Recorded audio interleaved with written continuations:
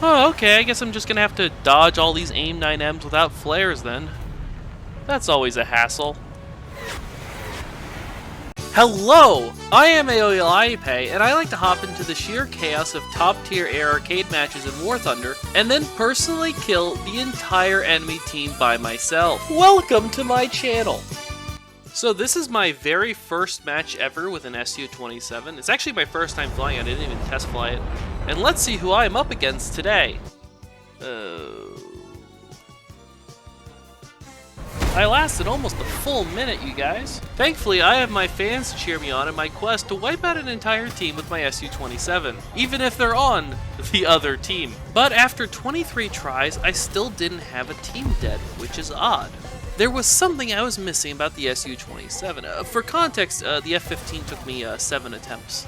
The problem is that the SU-27 is fairly vulnerable to being aggressively focused, and believe it or not, if you kill someone's entire team in War Thunder by yourself and then mock them on YouTube being like, ha ha ha, I'm Aoeilaeiepae, I just killed your entire team by myself, then they tend to remember that you did that and try to stop you from doing it again in the future. So I tend to get focused a lot, and now I'm in a plane that doesn't have most of the counters that I would normally rely on to fix that problem. I can't help but feel as though this is a problem that I somehow brought upon myself.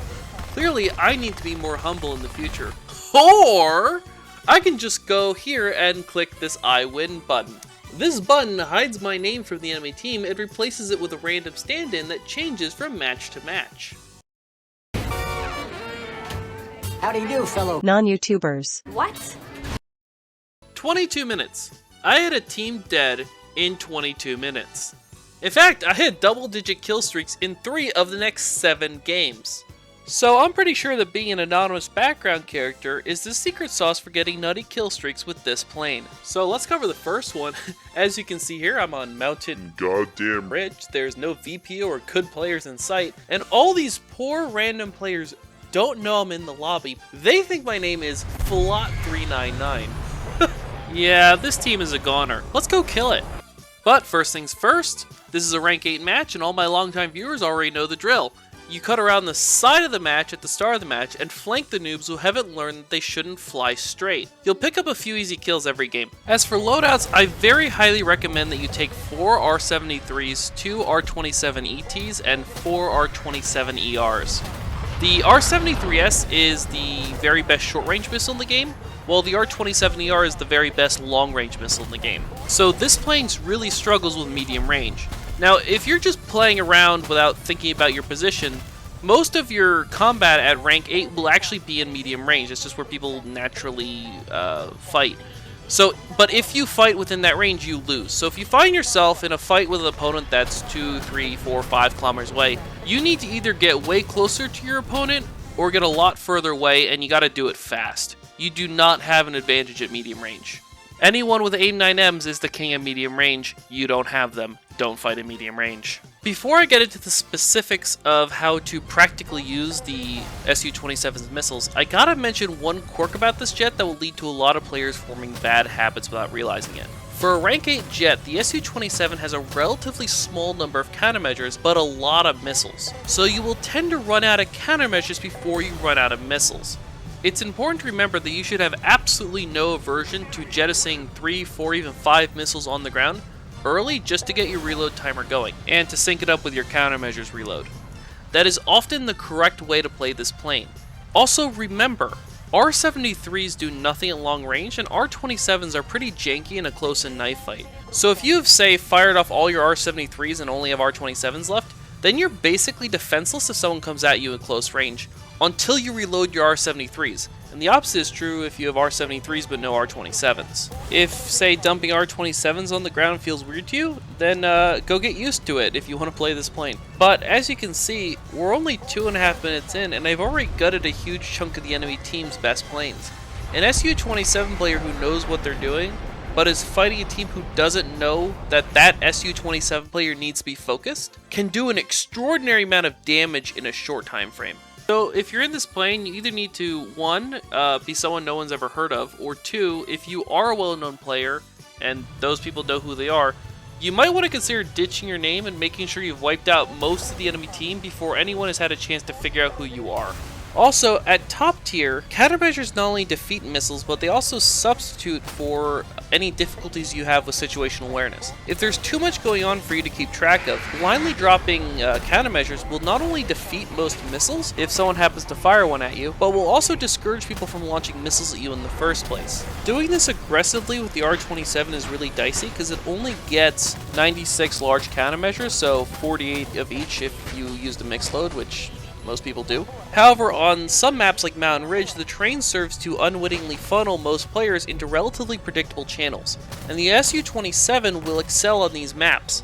If you pay close attention during this match, you'll realize that I'm going out of my way to keep the enemy team in front of me or just to one side most of the time.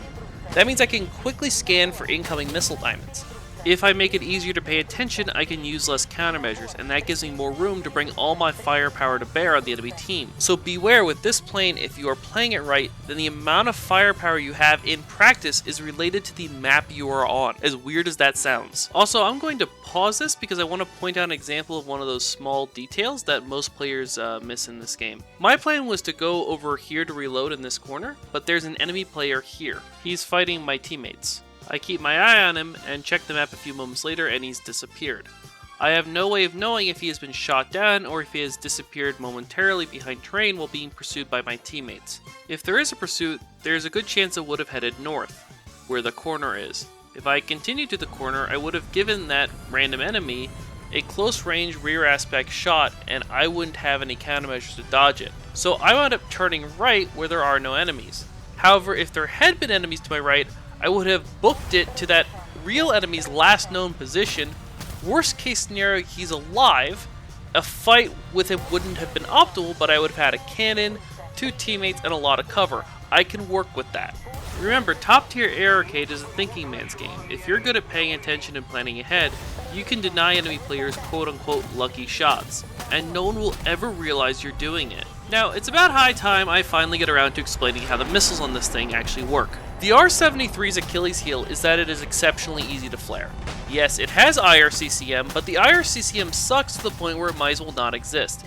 It's actually hard to get this thing to not chase flares if you test it out in like a custom battle. The actual selling point of the R-73 is not that it's hard to flare, which it's very easy to flare. It's that R-73s are crazy maneuverable right off the rack. In other words, they are a straight upgrade over the R-60M. If you have an R-73, the way you use it is you want to get really close, preferably under a kilometer away from your target, and just nail people before they have a chance to react. The closer you are, the less time they have to react. So the effectiveness of this missile exists on a spectrum, and there is no guaranteed kill range. As for the R-27 ERs, they're extremely good radar missiles. They're the best radar missiles. If VPO and Good are trying to assassinate each other's best players at a distance during a match where they're facing off against each other, they use R-27 ERs to do it. At closer ranges, they use AIM-9Ms, but on the SU-27, the HMD only goes out to 10 kilometers. Your missiles go much further than that. So you can't just set your radar to HMD and have everything be hunky-dory. You will actually need to fiddle with the radar settings at times.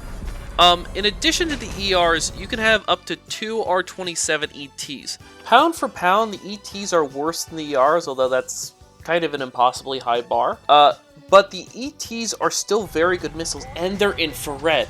That means they're fire and forget, so you can cork them off quickly, which is good for reasons that were made very obvious earlier in the video. Also, the ETs are really long range, so there's pretty much always someone you can shoot these things at and have a good chance of killing them. I haven't properly analyzed the max range, but something like 8 kilometers in head-on or 6 kilometers from the side is practical. Also, unlike with the MiG-29s, all your R-27 slots are not interchangeable between ETs and ERs. You get 4 slots that have to be the radar versions, and then you get 2 slots where you get to pick between the IR and radar guided versions. Now, at this point in the match, it's just devolved into my team circling the enemy spawn, picking off all the stragglers as they come out, and there's a small detail to make sure you get the free kill when this happens. The guy's last plane was the Hunter F-58, and that's displayed on the stats page. The moment his displayed plane changes to the MiG-23BN, I pounce. Once your respawn delay is up, the displayed plane on your stats page will change from whatever you got shot down in to whatever you have selected on the menu. In practice, that gives you a few seconds heads up that someone is about to spawn in. You can then set yourself up to be the one who's in a perfect position at the perfect time to kill them. Because that particular MiG-23 has no countermeasures, I can nail him from medium range with the R-73 and there is no escape. Note that you do get a few seconds to spawn protection, so the only way I could have screwed up that kill is if I launched my missile too soon and it hit him before it wore off.